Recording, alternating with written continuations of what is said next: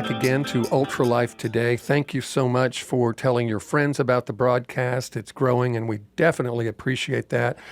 We've got Dr. Joseph Parita on the line, who's giving us some really interesting education in stem cell platelet-rich plasma therapy. I'm sitting here with Adam Payne, CEO of Ultra Botanica, lead inventor of UltraCur, and I'm Josh Bellew. And Adam, I'm so glad. I was just waiting with bated breath for you to ask Dr. Parita. So these senescent cells that can be deadly and dangerous, what can we do? What can we feed our bodies, doctor? What can we put in them that's going to help change that environment and that ecosystem? Good questions, okay, and we'll have some good answers. One of the things you can do, and we're becoming very acutely aware of it now, is intermittent fasting. Now, what intermittent fasting does is it basically turns on a lot of different systems in a very positive way in the body. Another thing that senescent cells seem to attack are basically they seem to influence our mitochondria. Now, mitochondria are the powerhouses of the cell. It produces ATP, which is basically the body's energy currency. Now, when the mitochondria are basically diseased and affected, you're diseased and affected. If your mitochondria are not healthy, you're not healthy. So senescent cells will increase the amount of DNA damage, amount of mitochondrial damage.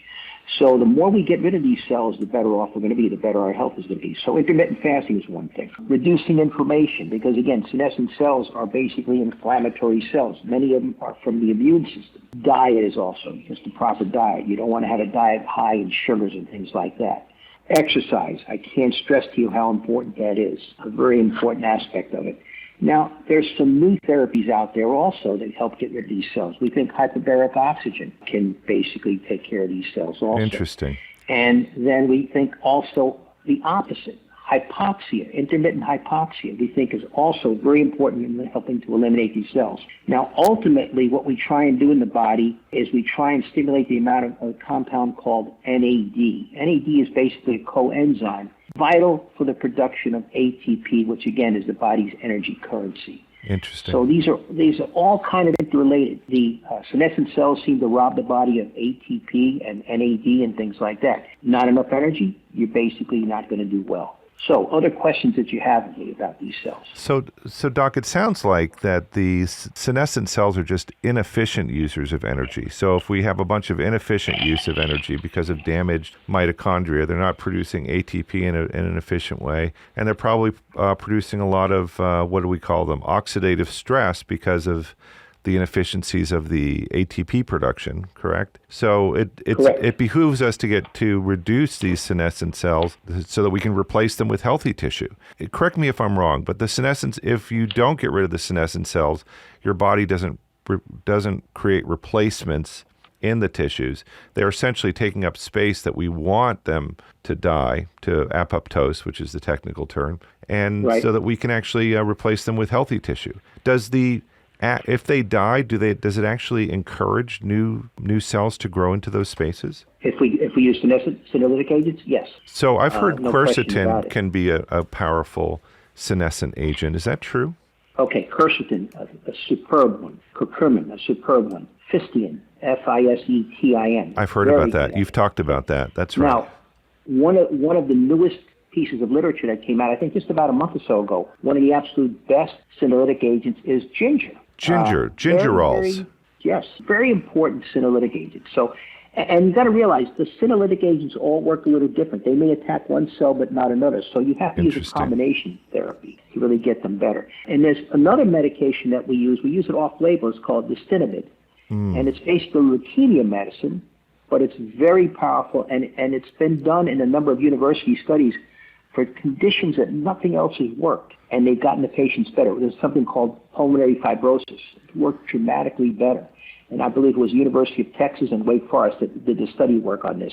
And it's just by taking some medications orally, nothing really invasive or anything like that. So these cells are the real deal. You really have to kind of keep them in check. You don't want to get rid of all of them because they can have some benefits, but in general, you want to really keep them down. If you keep these cells down, your health is going to be better.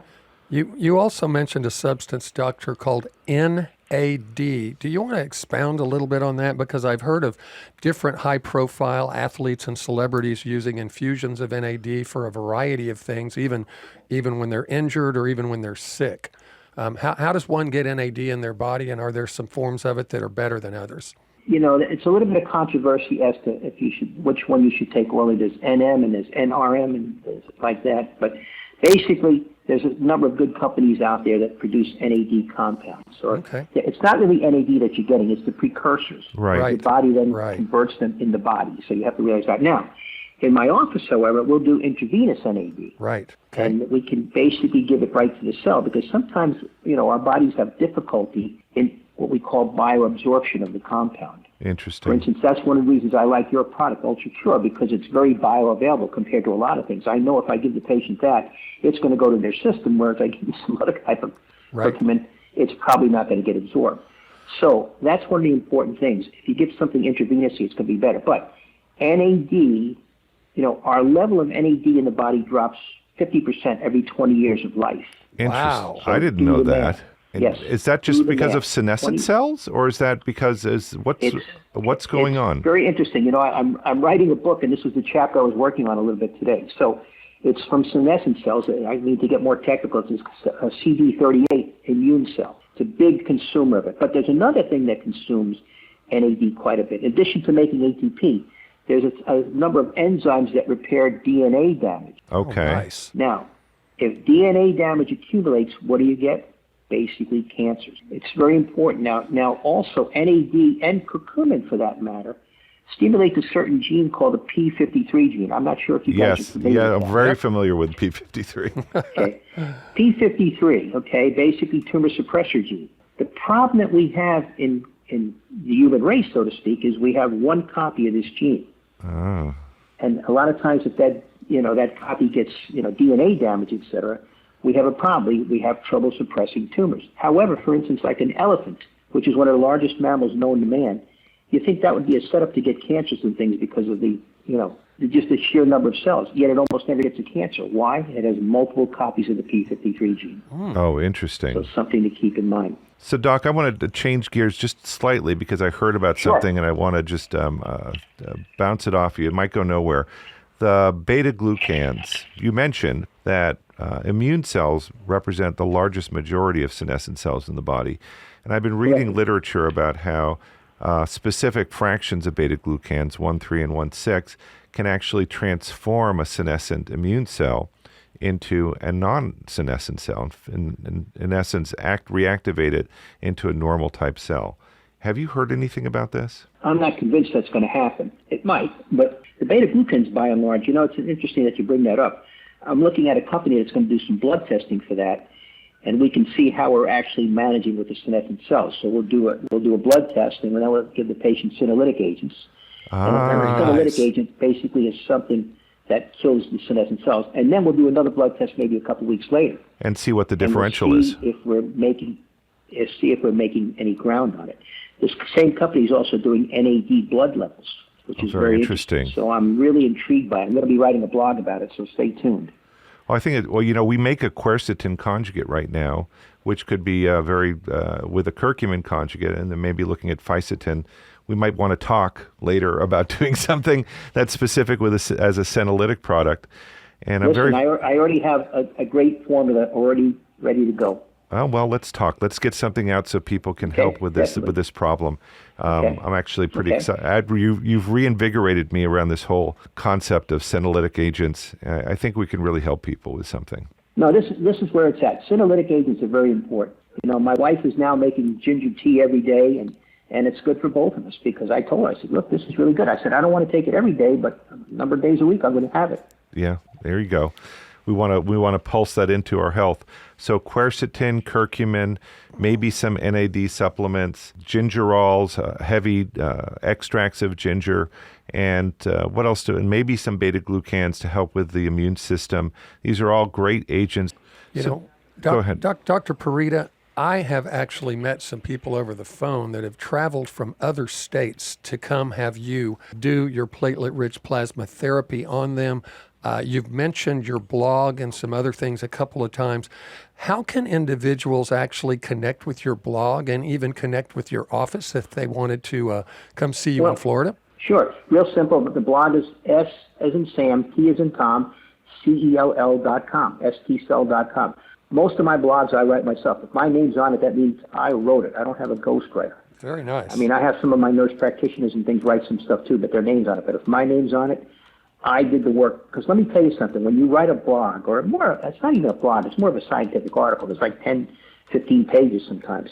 Okay. That's how you get to know a subject. You really dissect it. And as Adam says, when you peel the onion away, and by the way, that's quercetin, as you know, Adam. Quercetin. Okay. I call it quercetin. All right. Right.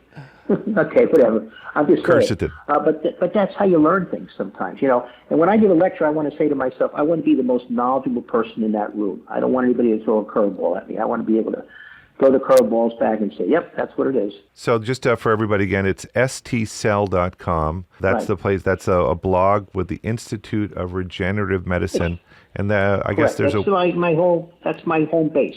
And it looks like you have some supplements on there, and you guys are really rocking and rolling, and people can make a connection here if they want to be seen as a patient in your practice. Absolutely, not a problem. And I do teleconference. I mean, I was doing teleconferences 10 years ago when nobody even knew about it, because people live out in California. I live in Florida. They can't just fly from maybe to me treat them. I said, all right, let me see. What do you have? Okay, let's talk. And yep, I think we can help you, or no, I can't help you. So are there any things that when people come to you or they've read, are there any misconceptions or I guess what we might call your opportunity to bust some myths right now as it relates to platelet-rich plasma therapy? We've got about 2.5 minutes left, Doc. Sure. First of all, what was really irking me and a lot of the other regenerative med docs for a while, there was this move afoot to say, oh, we're going to do stem cells. We're using placenta stem cells. We're using cord blood stem cells. Because your own stem cells are too old or no good. First of all, there's no stem cells in those products. Okay. There's nothing in there. Basically, when they're processed, the stem cells are all basically killed. Secondly, they're really not allowed by the FDA at this point. So Okay. Oh, really? double whammy. But yet, the uninitiated would try and use them on patients, but they didn't know the science. Wow. Because if you knew the science, your own stem cells are still, if you're alive and in fairly good health, your stem cells are in pretty good shape. They are usable for sure.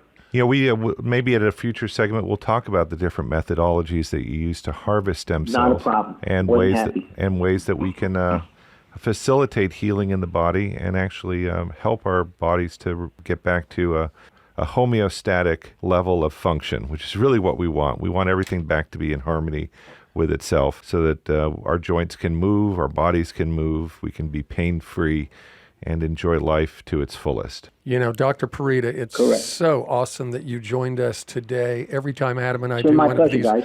every time we Very do one of these enjoyable. interviews, it's like we can't wait to get you back on. So anyway, you've been listening to Josh Bellew with Ultralife Today. I'm here with Adam Payne in the Ultra Botanica studios. He's the CEO of Ultra Botanica.